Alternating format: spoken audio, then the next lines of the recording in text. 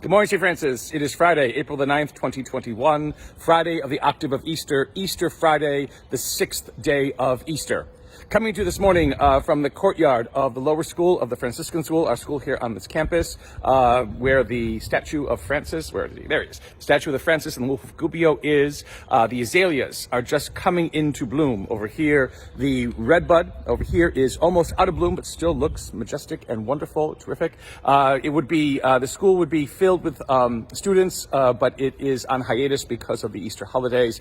We will be back on Monday, and in this courtyard, morning prayer takes place Monday through Friday, weather permitting. If not, it has to take place inside, but it takes place here outside with one of the schools, one of the classes of the school leading morning prayer for the rest of the school. So Monday morning, we will be back in force, back in style, leading morning prayer from this beautiful courtyard. Also the courtyard where we began Stations of the Cross, the walk through Stations of the Cross on Good Friday evening, which was a nice thing to be able to do.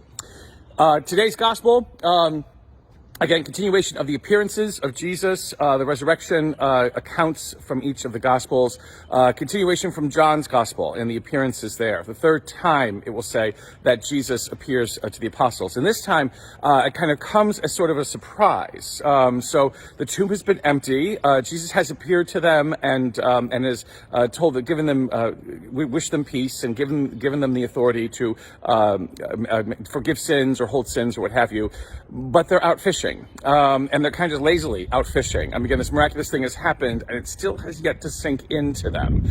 So they are in a boat and they are not catching anything. And someone from the shore, tells them basically to throw the nets to the other side. Now, again, this is a bookend account because earlier in the gospel, Jesus will tell the apostles, will tell them who have caught nothing all day to go out deeper. And they don't really, think that he knows what he's talking about because he's a carpenter, and they begrudgingly go out and they catch an enormous amount of fish and bring it back to shore.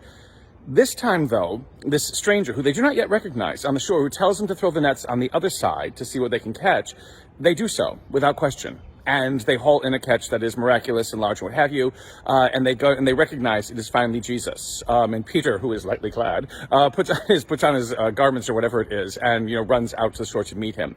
Jesus is cooking breakfast for them, and gives them not just bread but fish.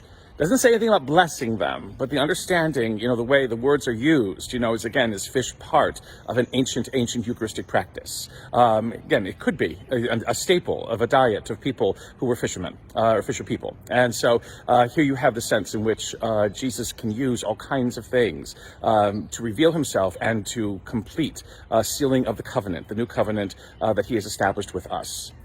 But what is more important, again, about this gospel passage, again, and it relates also to where Peter and John are being questioned by by Jewish authorities because they healed a person who was lame, and they're preaching about this Jesus, and Jewish authorities don't like that.